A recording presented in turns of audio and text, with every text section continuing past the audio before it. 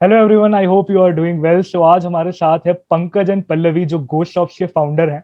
आज हम लोग इन लोगों से बात करने वाले हैं कैसे गोस्ट शॉप्स की जर्नी स्टार्ट हुई, क्या क्या एक्सपीरियंस है, क्या क्या लर्निंग्स है, और थोड़े बहुत टेक्निकल क्वेश्चंस भी हम लोग पूछेंगे गोस्ट शॉप्स के बारे में। होटल्स एंड हॉस्टल्स बिजनेस को और अच्छे से जानने की हम लोग कोशिश करेंगे। साथ ही में हम एक रखेंगे एक रैपिड फायर फन राउंड, जहां पे हम बात करेंगे थोड़े मसालेदार टॉपिक्स के बारे में, थोड़े मसालेदार क्वेश्चंस पूछे जाएंगे। और एंड में हम लोग पूछेंगे इन लोगों से कि क्या एडवाइस ये लोग हम लोगों को देना चाहते हैं for the rest of our lives and the journey.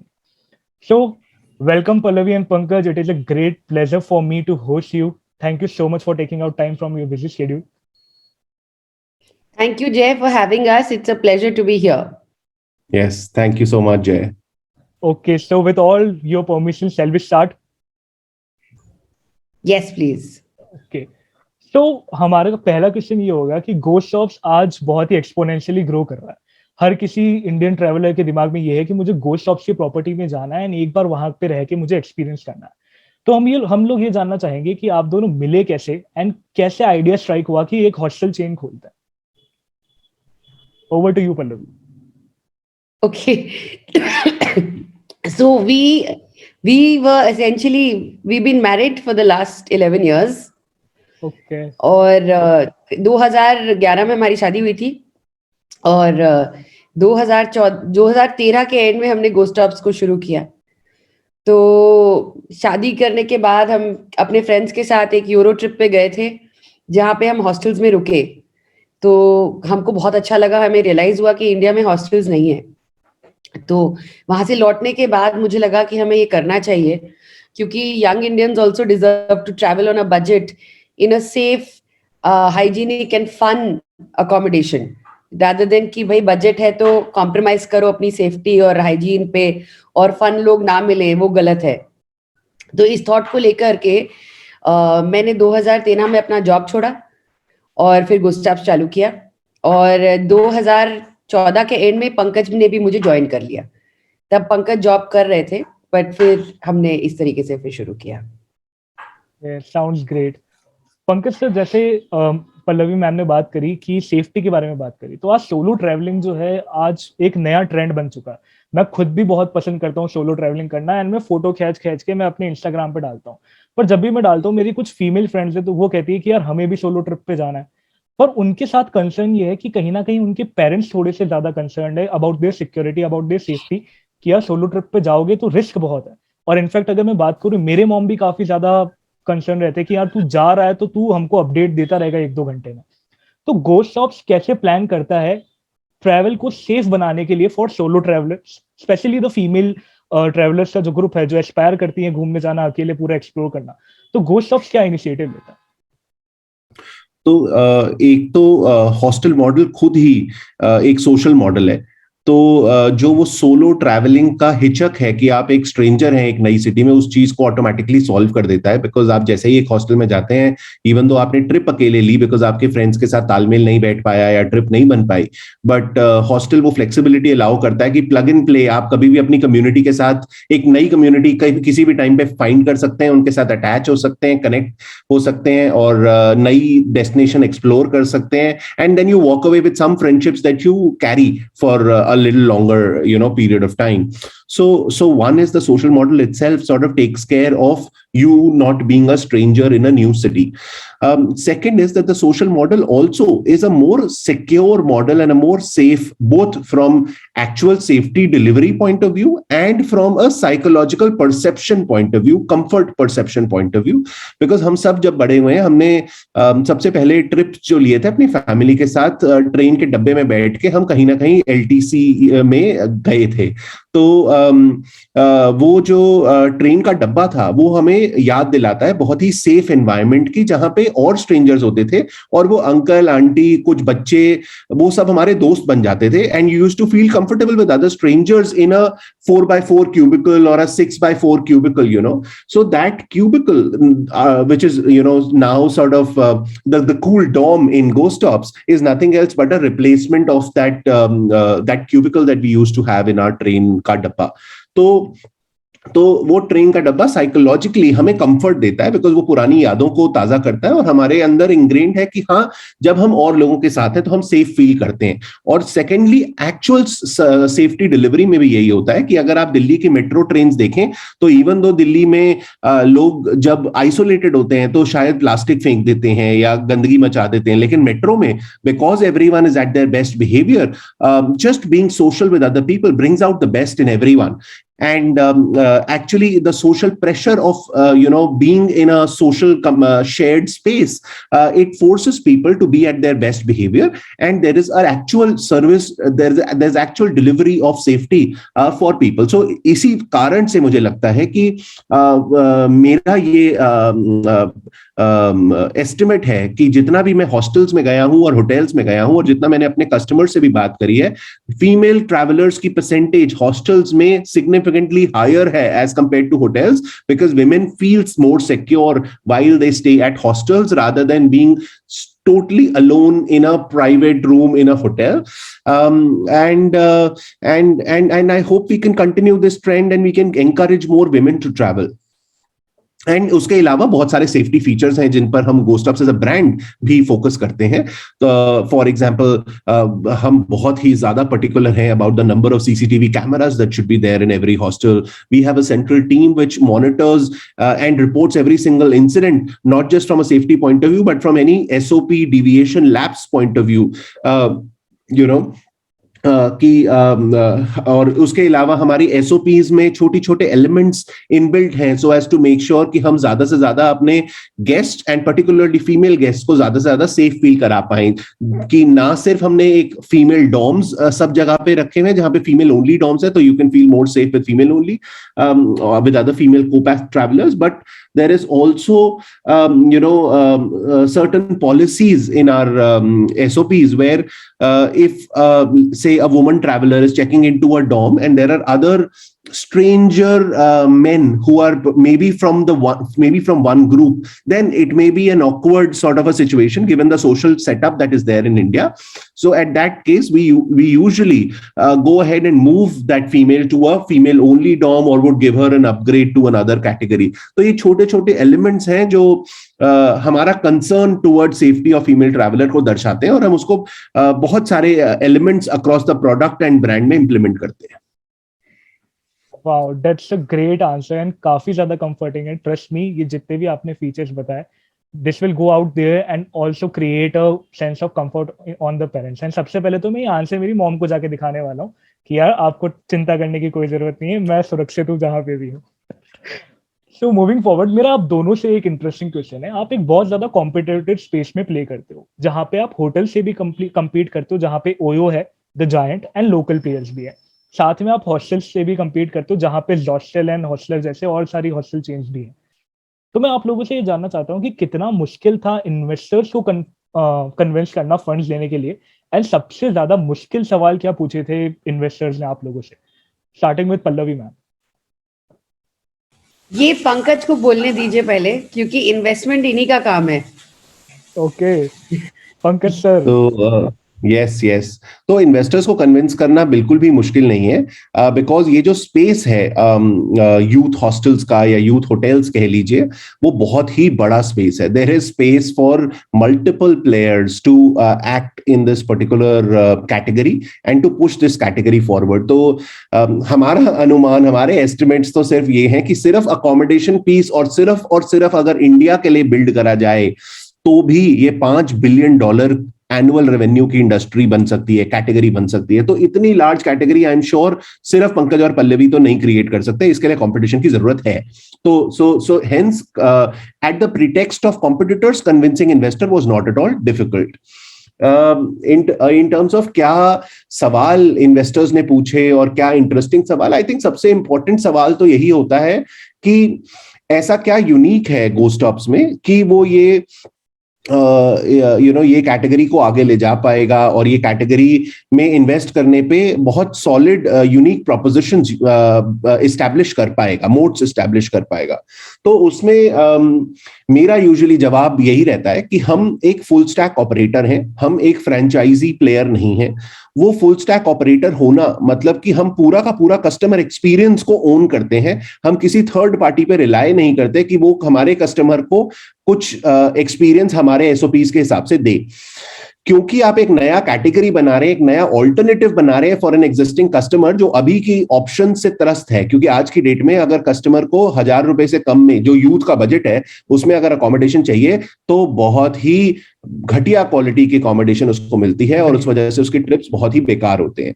तो उनको 1,000 रुपए से कम में बहुत हाई क्वालिटी अकोमोडेशन मुहैया कराने का तरीका सिर्फ और सिर्फ यूथ हॉस्टल्स है। बिकॉज आप एक कमरे को शेयर करेंगे और उससे आप 1,000 से कम के बजट में बहुत हाई क्वालिटी एसेट को इस यूथ को डिलीवर कर पाएंगे। तो लेकिन सिर्फ ये फंडामेंटल के बेसिस पे तो ये जंग या ये वॉर या ये कंपटीशन को नहीं जीता जा सकता। ये कंपटीशन को जीता जाएगा on the basis of customer service quality. कितनी सुपीरियर कस्टमर सर्विस आप दे पाते हैं, अल्टीमेटली वो ही विनर होगा, वो ही ब्रांड जीतेगा। तो कस्टमर सर्विस क्वालिटी को दो तरीके से दिया जा सकता है, थर्ड पार्टीज पर रिलाय करके या खुद इस अपने स्लीव्स को रोल अप करके और डर्टी जॉब को खुद करके। तो इंडिया में सबसे ज्यादा प्रॉब्लम बजट होटल कैटेगरी में यही है कि जो होटल ओनर्स हैं उनके पास टाइम नहीं है ये होटल्स को रन करने का और मोटिवेशन भी नहीं है ये होटल्स को रन करने का। बिकॉज वो लोग जिस तरीके का पैसा वो लोग बनाते हैं, बिकॉज वो होटल को बनाने में उनको बहुत पैसा लगा है। 20 करोड़ का कोई होटल बनाता है तो उनका जायज सी बात है कि कोई और बिजनेस से उन्होंने पैसा कमा के वो होटल बनाया है। तो अब वो होटल में दिन रात काम करके उसमें से 2 लाख रुपए निकाल के उनको मोटिवेशन नहीं मिलता है। तो इसलिए होटल, और लेकिन होटल है बहुत high involvement business, high touch point business. तो यहां पे स्किल वर्सेस रिटर्न का क्लियर मिसमैच है। इसलिए होटल्स को अगर high customer service quality deliver करनी है तो उसका जवाब एक ही है, और जो हम लार्जर होटल्स में भी होता आया है, प्रीमियम होटल्स में भी होता आया है कि एक professional branded operator will come and operate that real estate asset and will sweat that asset for a landlord and give him the return. तो ये जो बजट होटल कैटेगरी है उसमें ओयो ट्रिबो फैब आए जिन्होंने इस इन्वेंट्री को ऑनलाइन ऑर्गेनाइज तो कर दिया और ऑनलाइन अवेलेबल कर दिया, लेकिन ऑपरेट करने की जो प्रॉब्लम थी वो किसी ने सॉल्व नहीं करी। तो हमें लगता है कि ऑपरेट करना बहुत जरूरी है। तो हमने ना सिर्फ एक नई कैटेगरी को पकड़ा है और उस नई कैटेगरी में लेजर शार्प फोकस के साथ हम बढ़ रहे हैं, बट ऑल्सो वहां पे कस्टमर सर्विस क्वालिटी को कहीं भी हम सैक्रिफाइस करने के मूड में नहीं है। और इसीलिए हमने एक फुल स्टैक ऑपरेटर का मॉडल लिया है और मेरे हिसाब से वो ही हमारा विनिंग प्रोपोजिशन होगा। और यही प्रोपोजिशन हम इन्वेस्टर्स को हमेशा बताते हैं और यही प्रोपोजिशन के बेसिस पे रीजन है कि हमने कोविड के बीच में भी इतने सारे फंड्स रेज करे, इतने अग्रेसिवली एक्सपैंड किया, and almost $3 million we have raised till date in our last 2.5-3 years journey of scaling. Perfect. That sounded like a Shark Tank pitch, to be very honest. अब competition की बात निकली तो थोड़ा मसाला मैं डालना चाहूंगा। तो मैं आप लोगों से जानना चाहूंगा कि आपका सबसे बड़ा कॉम्पिटिटर एज ऑफ नाउ आप लोगों के हिसाब से कौन है, और आप लोग कैसे प्लान करते हो कि हम उसको पछाड़ देंगे रेस में? पहले भी आप बोलना चाहेंगी? नहीं, आई थिंक हमारा सबसे बड़े जो कॉम्पिटिटर्स इस समय हैं वो जो आप बोल चुके हैं ऑलरेडी, हॉस्टलर है, जॉस्टल है, ये सब हमारे सबसे बड़े कॉम्पिटिटर्स हैं। बट लकीली क्योंकि ये स्पेस इतना बड़ा है कि हमको उसको पछाड़ने की जरूरत नहीं है। उनको थोड़ा एस्पिरेशन तो होगा ना कि यार लीडिंग हमें बनना है, हमारे साथ में काफी सारे लोग रहे, सब हाथ मिला के चलेंगे पर लीड हम लोग करेंगे। हाँ, तो हमें उनके बेंचमार्क्स अगर वो किसी चीज में हमसे बेहतर करते हैं तो हमेशा हमें ये रहता है कि नहीं यार इसको तो हमें बीट करना ही है। लेकिन उसके अलावा बहुत सारे एरियाज हैं जहां पर वो लोग उतना बढ़िया नहीं काम कर रहे हैं, लेकिन वहां पे हम कंप्लेसेंट नहीं हो जाते हैं, वहां पे हम अपने खुद के बेंचमार्क्स सेट करते हैं। तो हमारे लिए सबसे बड़ा एम ये है कि ये कैटेगरी सही में बहुत ही ज्यादा लवेबल कैटेगरी बने इस यूथ के लिए। और यूथ मतलब कहे कि नहीं यार अब मैं होटल में नहीं रह सकता, मेरे को तो सिर्फ हॉस्टल्स में रहना रहना है. I think that itself is the best possible outcome today. Maybe tomorrow, like in 24 months, we intend to be at about 30,000 beds across India, and maybe in 5 years our plan is to be at around 1 lakh beds around India. Maybe at that time, when the market starts getting saturated, maybe then there may be a little bit of competitive spirit. लेकिन तब तक तो ये हमारे साथी हैं, और हम तीनों को मिलकर, या हम चारों पांचों जितने भी लोग हैं इस इंडस्ट्री में, उनको मिलकर ये इंडस्ट्री को आगे बढ़ाना है और इस कैटेगरी को आगे बढ़ाना है और यूथ को क्लियरली इस कैटेगरी पे लेके आना है. काफी मजेदार आंसर था, शुरुआत में काफी अच्छा था, थोड़ा आप आखिरी में आई गेस पॉलिटिकली करेक्ट हो गए. ये फैक्ट है कि मैं बिलीव करता हूँ इस. बिल्कुल सर, बिल्कुल. ओके, सो मूविंग फॉरवर्ड, मैं ये जानना चाहूंगा कि कॉर्पोरेट, आप दोनों ने कॉर्पोरेट में बहुत ज्यादा डाइवर्स टाइम के लिए काम किया एंड उस पे श्योरली आपकी काफी सारी लर्निंग्स और एक्सपीरियंस रहा होगा. तो मैं ये जानना चाहता हूँ कि गोस्ट शॉप्स में आपने क्या लर्निंग्स अप्लाई करी उन कॉर्पोरेट जर्नी से, स्टार्टिंग विद पल्लवी मैम. तो मैं एक कंज्यूमर बिहेवियर रिसर्चर हूँ. मैंने 10 साल करीबन क्वालिटेटिव रिसर्च पे काम किया है. मतलब कंज्यूमर को कोई चीज क्यों पसंद है, किस लिए पसंद है, वो उसकी जिंदगी में क्या इम्पैक्ट क्रिएट करती है, ये वेरियस ब्रांड्स के लिए स्टडी किया है मैंने as part of my job. So that is something that helped me जब मैं गोस्ट शॉप्स को भी डिजाइन कर रही थी स्टार्टिंग में, क्योंकि ऑपरेशंस और इंटीरियर डिजाइन मेरे डिपार्टमेंट्स रहे. तो कस्टमर को सुनना कि उन्हें क्या पसंद आ रहा है, क्या नहीं पसंद आ रहा है, उन्हें क्या चाहिए, क्या चीजें कम पड़ रही हैं, ये सब मैं काफी अच्छी तरीके से समझ पाई, which has allowed me to evolve the product as we go along. So just the ability to listen to the consumer, I think, is something that I learned while I was working in my corporate life. Wow. Pankaj sir. तो मैं एक engineer हूं bye education, और मैंने अपना 8 साल का professional career telecom infrastructure industry में बिताया with employers such as Nokia, Ericsson, Huawei, जो टेलीकॉम इंफ्रास्ट्रक्चर स्पेस में लीडर्स हैं और इस टेक्नोलॉजी के क्यूरेटर्स हैं. तो वहां पर बिकॉज मैंने हमेशा सारी ये बड़ी कंपनियों में काम करा, तो मेरी जो कमियां हैं वो पल्लवी पूरी करती हैं कि एक स्टार्टअप की एम्बिग्विटी को हैंडल करना और उसके थ्रू अपना रास्ता ढूंढना, वहां पे पल्लवी मेरी हेल्प करती हैं. सिमिलरली बड़ी कंपनी के लेवल तक पहुंचने के लिए जो कुछ स्केलेबिलिटी पे फोकस चाहिए, वो चीजें मैंने अपनी बड़ी कंपनियों के एक्सपीरियंस से सीखी, वो मैं लेकर आता हूं. और मैं हमेशा I sort of keep bringing back the focus of the organisation towards everything that is scalable.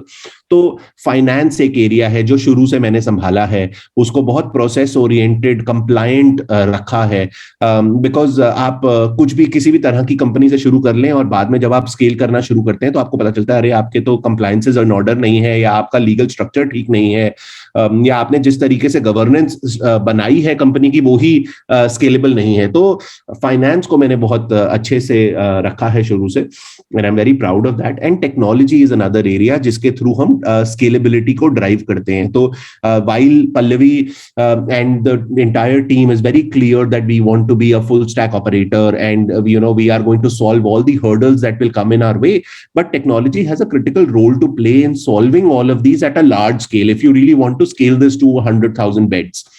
So technology has been one area where I have brought in several systems and the entire technology stack to be able to automate and digitize everything, and that allows us to make sure that there are no frauds that happen. There is machine that does most of the work, and the humans are given the intelligence in terms of where to look.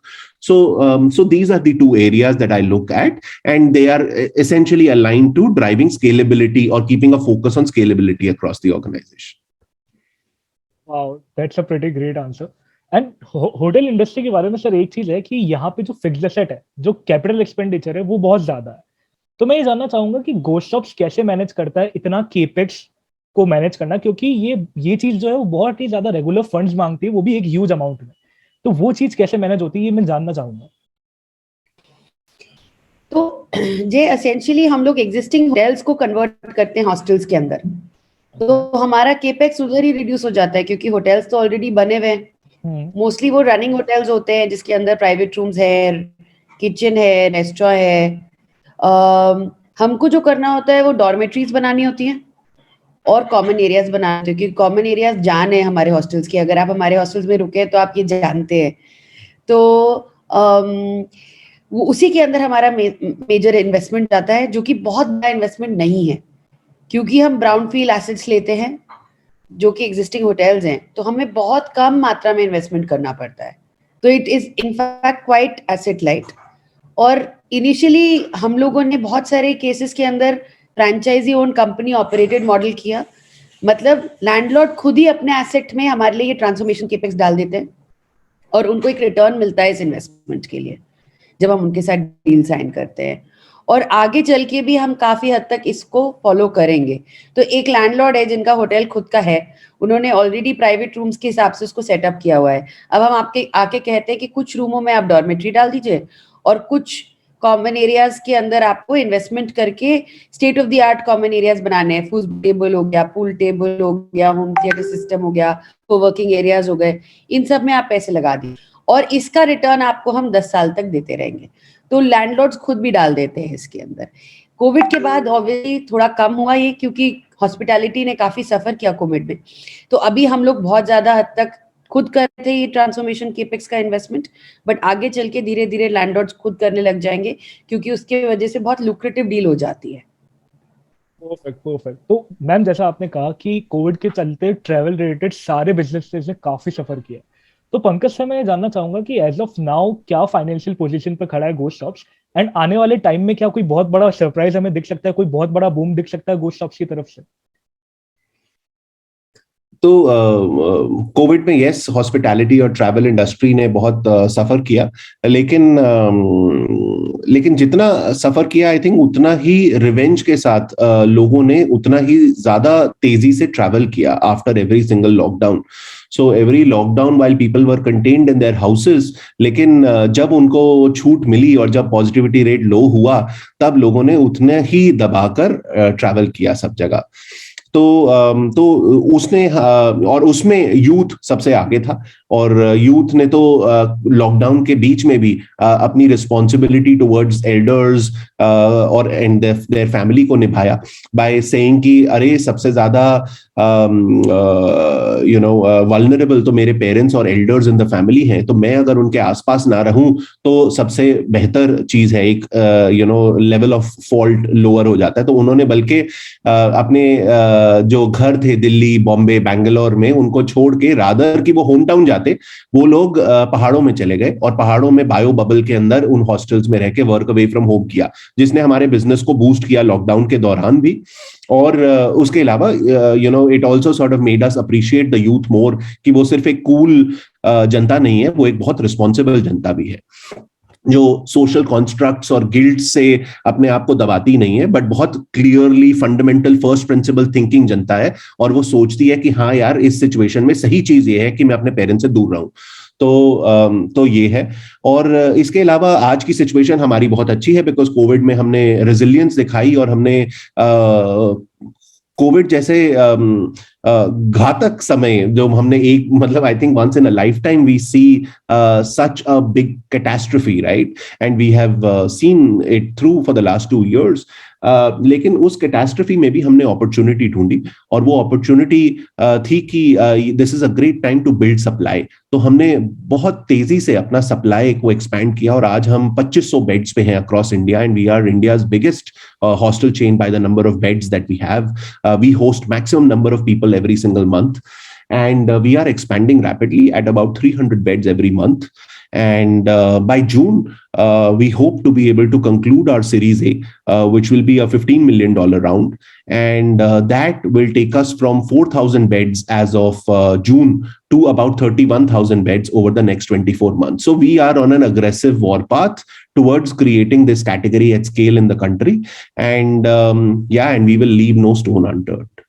Loved it, loved your answer, fantastic. Sorry यार, finance के काफी ज्यादा questions हो रहे हैं, CA student हूँ, अपने आप को रेजिस्ट नहीं कर पा रहा हूँ, इसलिए पूछे जा रहा हूँ। तो अब थोड़े से और अच्छे क्वेश्चन पे चलता हूँ मैं। एक मेरा पर्सनल एक्सपीरियंस है, मैं ऋषिकेश में गया था। आपकी ऋषिकेश में 2 प्रॉपर्टीज है, Laxman Jhula which is very beautiful, and Tapovan which is a decent property, पर लक्ष्मण झूला के कंपैरेटिव में उतनी ब्यूटीफुल नहीं है।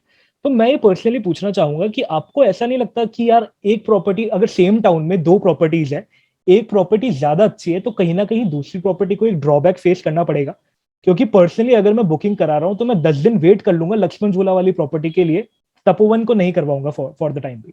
इस पे आपका क्या टेक है? और मसूरी के साथ भी आई गेस सेम केस है, क्योंकि मसूरी में एक पिक्चर पैलेस है, उसकी फोटोज मैंने देखी है and it has blown my mind and मैं बहुत जल्दी उधर जाने वाला हूँ। तो मैं जानना चाहता हूँ कि क्या स्ट्रेटेजी है इसके पीछे।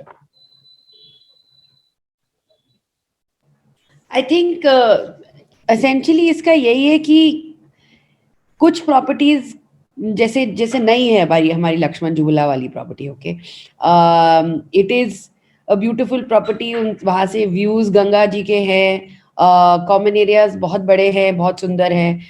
जो दूसरी प्रॉपर्टी है उसके अलग अपना चार्म है, लेकिन अभी हमको उसके अंदर I think we need some time to also upgrade it to the level of the new properties because the product is always evolving, so that could be one of the reasons. But I think कि जब नई properties आती हैं तो पुरानी properties के लिए challenges आते हैं विच मोटिवेट्स देम कि भाई हमको भी अपने आप को स्टेप अप करना है और इम्प्रूवमेंट करना है, जिससे ओवरऑल प्रोडक्ट सेम रहे और इम्प्रूव्ड रहे पूरे टाइम। तो which is why I think that is a good thing to do, which is to keep challenging all the setup properties to perform to their best levels. Yeah, okay. Pankaj sir, your take?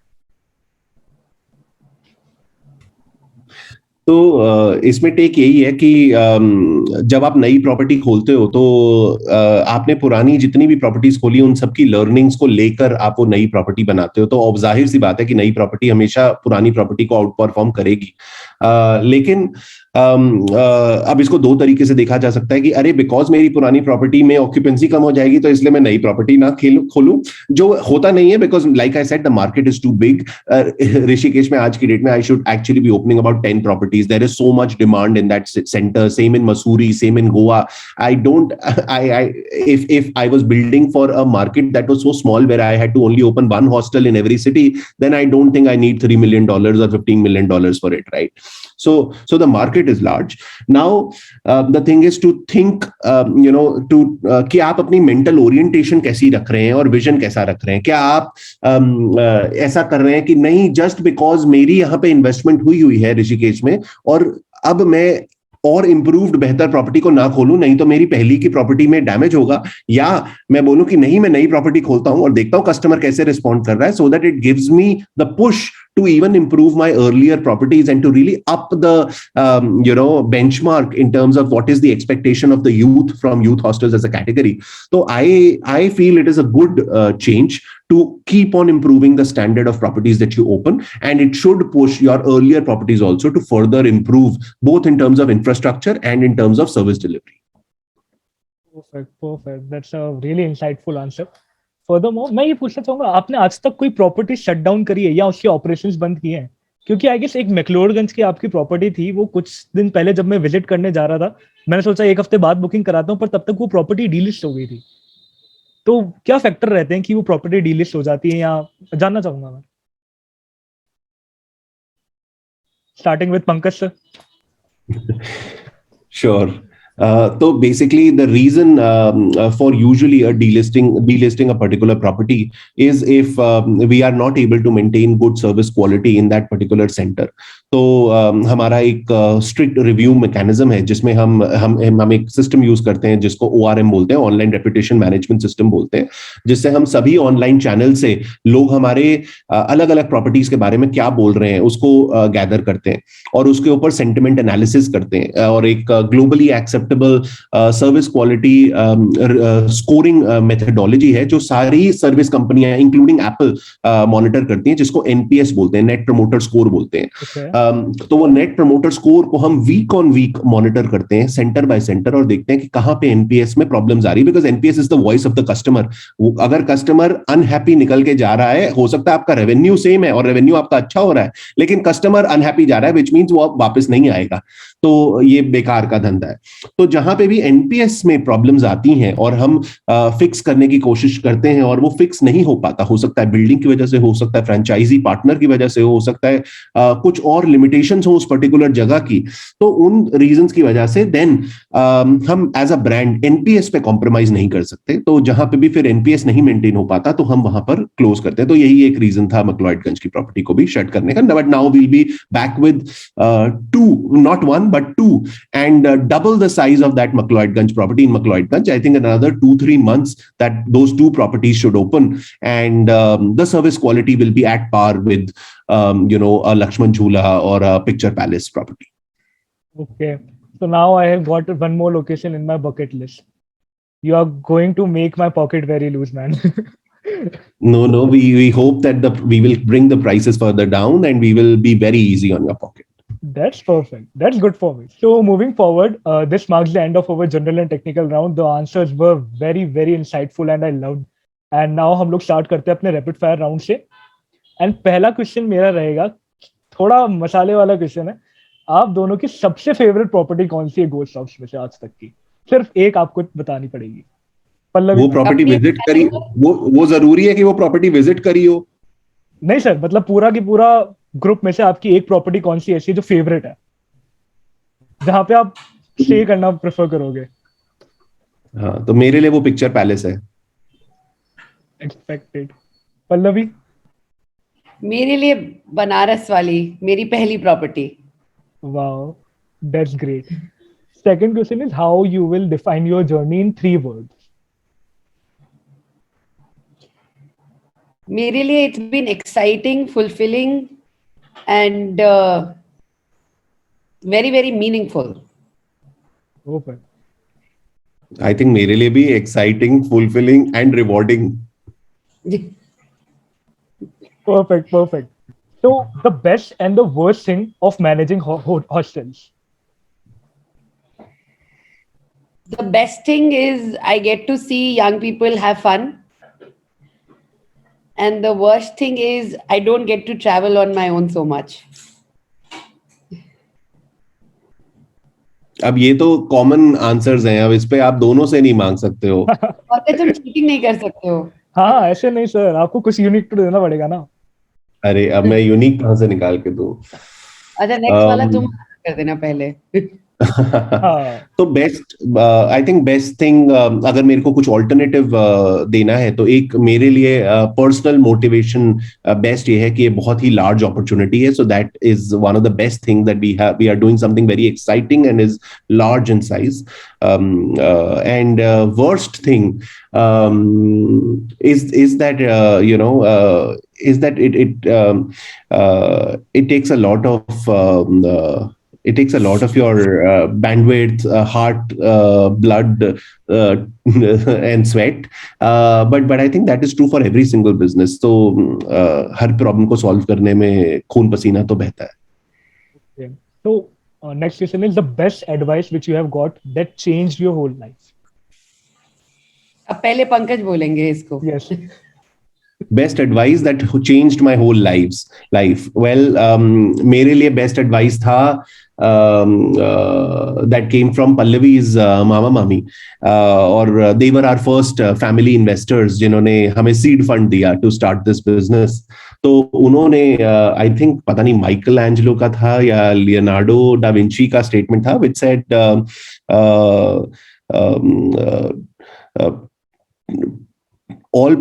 everything starts with trifles or starts with small tasks, and perfection or trifles lead to perfection, and perfection is no trifle, meaning कि perfection छोटे छोटे step से ही आती है और perfection खुद में एक छोटा स्टेप नहीं है. तो वो आई थिंक मेरे लिए बहुत ही इंपॉर्टेंट सी स्टेटमेंट थी और वो हमेशा मेरे दिमाग में रजिस्टर्ड रही है. And I have always tried to, because I am able to see the large picture, right? So I really get overwhelmed by that large picture, लेकिन मैं अपने आप को हमेशा स्थिर रखता हूँ इस चीज पे, ये कह के कि one day at a time. I know कि मुझे दिख रहा है 100वें दिन पे क्या होगा, लेकिन one day at a time. तो वो स्टेटमेंट ने बहुत हेल्प करा है मुझे. ग्रेट. पल्लवी? आई थिंक मेरे लिए जो सबसे अच्छा, सबसे लाइफ चेंजिंग एडवाइस रही है वो यही रही है कि make sure that you have a good day every day, कि आप अपने आज के काम से खुश हैं। जैसे पंकज लॉन्ग टर्म सोचते हैं, मैं सोचती हूँ हर दिन अच्छा होना चाहिए, हर दिन I should be able to look back and feel that I accomplish something, and धीरे धीरे धीरे करते करते पूरी जर्नी कट जाएगी इस तरीके से, rather than looking at the goal in the future. That's pretty great. काफी अच्छे और diverse advice है, and I guess all of us will take a note. And secondly, one investor you would love to have on board, कि यार ये investor आ जाए मजा आ जाएगा। ऐसे तो बहुत सारे इन्वेस्टर्स हैं, ऐसे तो बहुत सारे investors हैं। कोई एक ऐसा कि मतलब ये तो चाहिए ही चाहिए। नहीं, मैं नाम तो नहीं ले सकता हूं, बट मैं बताता हूं कि एट्रीब्यूट्स क्या होने चाहिए। और ये सवाल में बहुत सारे मेरे अर्लियर इन्वेस्टर्स ने भी पूछा था, और thankfully we have been fortunate कि हम उन्हीं इन्वेस्टर्स को ऑन बोर्ड लेकर आए जिन्होंने इस सवाल का सही जवाब दिया। और वो सवाल यूजुअली ये होता है कि क्या आप बिलीव करते हैं इस बिजनेस में। अगर कोई इन्वेस्टर इस बिजनेस में बिलीव नहीं करता, जैसे मैं और पल्लवी इस बिजनेस में टोटली बिलीव करते हैं, चाहे आप जय जो मर्जी बोलें या इन्वेस्टर जो मर्जी बोलें, हमें पता है कि यूथ को यूथ हॉस्टल्स चाहिए, हमें पता है कि ये ब्रांड बनाना बहुत ही इंपॉर्टेंट काम है, और ये बहुत ही लार्ज नीड है, चाहे कोई माने या ना माने। तो अगर वो इन्वेस्टर इस चीज में बिलीव नहीं करते, अगर उनमें वो यूथ के लिए कुछ सॉल्व करने का जज्बा नहीं है, और उनको लगता है कि नहीं यार, इतने स्क्वायर फीट में इतने बेड डाल के देखो इससे इतना रिटर्न निकल आएगा, सिर्फ एक यही उनका एम है, तो आई थिंक हम लोग आपस में बहुत सारे अप्स एंड डाउन्स आते हैं बिजनेस में, उसमें हम सेम वेवलेंथ पे बात ही नहीं कर पाएंगे।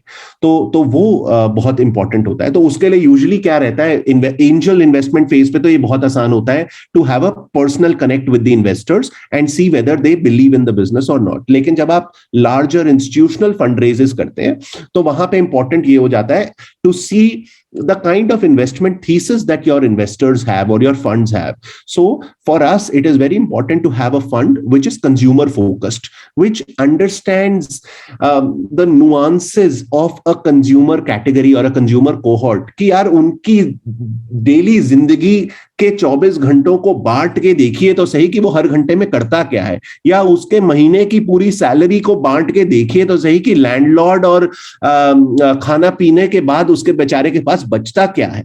अगर आपने उसकी जिंदगी नहीं समझी तो फिर ये $1 मिलियन एक्सेल शीट बिल्कुल बेकार है। तो इसलिए हमारे लिए कंज्यूमर फोकस्ड फंड बहुत जरूरी है, जो बहुत ही बारीकी से कंज्यूमर के एट्रीब्यूट्स को समझता है और उसमें अपॉर्चुनिटीज ढूंढता है और उसके ऊपर बिजनेसेस बनाता है। तो हम आज की डेट में भी जब सीरीज ए के लिए अपना इन्वेस्टर्स ढूंढ रहे हैं, हम ये बहुत ध्यान रख रहे हैं कि हम ऐसा इन्वेस्टर लेकर आए जो सिर्फ हमें एक बहुत बड़ा बिजनेस बनाने को ना बोले, बल्कि एक बहुत बारीकी से हमारे कस्टमर की लाइफ में क्या चीज मिसिंग है वो हमारे साथ आइडेंटिफाई करे और उसके ऊपर बिजनेस, उसको सॉल्व करने के ऊपर एक बिजनेस बनाए हमारे साथ। तो ये एक बहुत important attribute in choosing an investor. Wow, Rashmi, ये जो चीज आपने सर कही है ना, दिस इज वेरी इंपॉर्टेंट। चाहे और for the purpose of investment only नहीं, अगर मैं बात करूं, जैसे मैं स्टडिंग लाइन में हूँ, मैं स्टूडेंट हूँ, तो मुझे भी एक ऐसा मेंटर चाहिए जो कहीं ना कहीं मेरे आइडियोलॉजी से अलाइंड हो। अगर मैं चाहता हूँ कि कल को मेरी सीए में ऑल इंडिया रैंक आए, तो मुझे चाहिए कि मेरा जो मेंटर है वो मुझ पे वो बिलीव दिखाए, तब जाके कहीं ना कहीं मैं मेरा गोल अचीव कर पाऊंगा। तो आपने जो ये बात कही उससे मैं काफी रिलेट कर पाया, एंड आई गेस ये जो आपने वर्ड्स किए हैं काफी गोल्डन है। Thank you for bringing this out. And moving forward, Pallavi ma'am, मैं आपसे पूछना चाहूंगा कि पहला ghost of location out of India, ghost of hostel हम कहाँ देख सकते हैं? आई थिंक श्रीलंका या Nepal. Good choice, Sri Lanka. I vote for Sri Lanka. Okay, moving forward, our next question is कि आप दोनों से सोलो ट्रैवलिंग या फैमिली फ्रेंड्स के साथ ट्रैवलिंग, अगर पूरी लाइफ के लिए सिर्फ आपको एक चीज करनी हो, आप क्या ऑप्ट करोगे? Starting with Pallavi. बहुत ही डिफिकल्ट सवाल है ये, दोनों का अलग अलग अपना अपना चार्म है। इंडीड, बट आप तो मजा किसमें आएगा पूरी आपको? लाइफ में एक चूज कर लूं वो तो बहुत ही डिफिकल्ट चीज हो जाएगी। हर किसी का अपना चार्म है। सोलो ट्रैवल बहुत जरूरी है मेरे हिसाब से, तो मैं ऐसा नहीं कर सकती कि उसको छोड़ दूं, क्योंकि वो then you sit, you find yourself, you meet other people, तुम्हारे पास टाइम होता है अपने अंदर रिफ्लेक्ट करने का, लोगों को समझने का, और so you should devote some time to solo travelling for sure, and some time to travelling with family, because तब तुम फैमिली के साथ बॉन्ड्स बनाते हो और अपनी सिटी से दूर रह के एक्चुअली फन कर पाते हो। तो family travel and solo travel I think equally important, both of them, like you should एक डिवाइड तो योर ऑप्ट ट्रैवल्स करना इक्वली। पड़ेगा। अब एक प्रायोरिटी रख दो कि यार मैं ज्यादा ये करूंगा, ज्यादा ये करूंगी और कम ये करूंगी। मैं तो नहीं, मेरे लिए तो दोनों इक्वल है बिल्कुल। एग्जैक्ट 50-50, 51-49 भी नहीं। Exact 50-50, exact 50-50। पंकज सर आपसे मेरे को चाहिए आंसर, 50-50 वाला नहीं चाहिए पर। So I would choose solo slow paced travel. I think I really enjoy doing very slow travel, and that too solo. It gives me a lot of time to introspect. यहाँ पे हम लोग connect कर गए sir, मेरा भी same ideology है। मैं एनी डे सोलो चला जाऊंगा, क्योंकि पहली बात मेरे दोस्त मेरे जैसे फ्री नहीं है, और जितने दोस्त बचे हुए हैं वो बहुत नखरेबाज हैं। उनको ट्रैवल के लिए बोल दो, उनकी 1000 तो कंडीशन आ जाएगी पर्चा, मैं कहता हूँ रहने दो, मैं चला जाता हूँ, तुम लोग मेरी फोटो देख लेना। ओके, सो मूविंग फॉरवर्ड, मेरा लास्ट क्वेश्चन रहेगा अच्छा सा, your view on shark Tank India. Shark Tank India के बारे में आप वन लाइन में क्या आपका ओपिनियन है? स्टार्टिंग विद पंकज सर, आप बताओ। तो मेरा व्यू तो ये है कि शार्क टैंक इंडिया से अच्छी चीज कोई हो नहीं सकती। आई एम सो हैप्पी कि शार्क टैंक इंडिया इतना बड़ा सक्सेस बन गया है, बिकॉज हम सब चलिए, हमें तो फिर भी एंटरप्रेन्योरशिप का जर्नी लिए हुए 8-10 साल हो गए, लेकिन जब हमने शुरू किया, और अब तक तो हमारे पेरेंट्स समझ गए कि हम क्या करते हैं, और अब हमने कुछ फंड्स भी रेज कर लिए, तो एक्सटर्नल वैलिडेशन आ जाता है। लेकिन जब आप बिजनेस शुरू करते हो, इंडियन फैमिलीज को समझाना बहुत ही मुश्किल था, और इंडियन स्टार्टअप्स में अच्छा टैलेंट अट्रैक्ट करना भी मुश्किल था, बिकॉज पेरेंट्स यूजुअली कहते थे कि अरे यार तुम स्टार्टअप क्यों ज्वाइन कर रहे हो, तुम बड़ी कंपनी क्यों नहीं काम करते। तो according to me Shark Tank ने इतना इसको डिनर टेबल कॉन्वर्सेशन बना दिया है, इतना रिलेटेबल बना दिया है for elders and everyone alike, कि स्टार्टअप्स बहुत ही मेन स्ट्रीम सा बन गया है। तो I am so happy that shark tank has really helped in making startups very very main stream. Great. Pallavi? Same here, same here. I think they've done a fabulous job. अब parents भी बात करते हैं, नेबर्स भी बात करते हैं, valuation, dilution, shares, equity. It is so amazing to hear people say that, और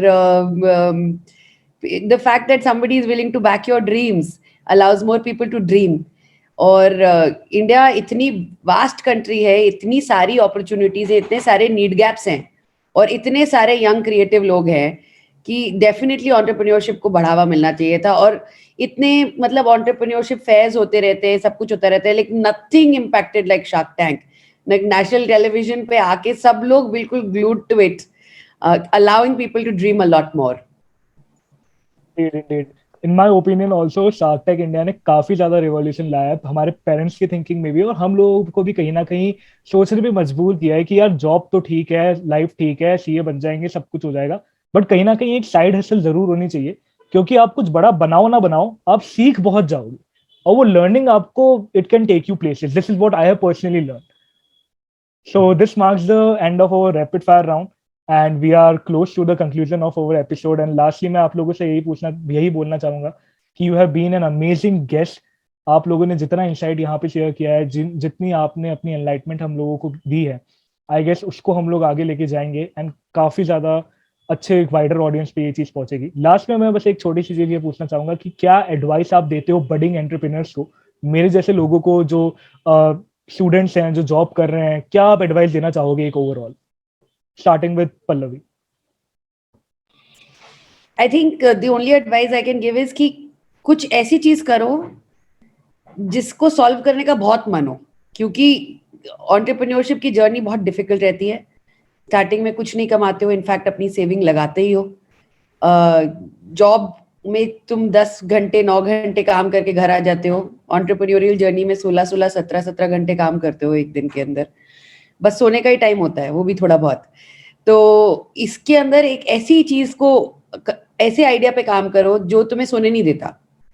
that every day you get up thinking that you want to really solve this problem. तभी वो जर्नी आप कंप्लीट कर पाओगे, वरना बहुत कठिन रास्ता है.